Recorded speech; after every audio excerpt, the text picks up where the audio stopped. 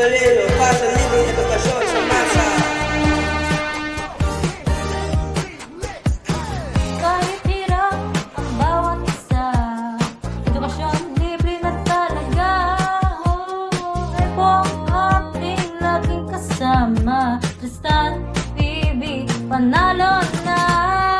Pwedeng subukan niyo kami ngayon. Pag-aaral natin iyahon.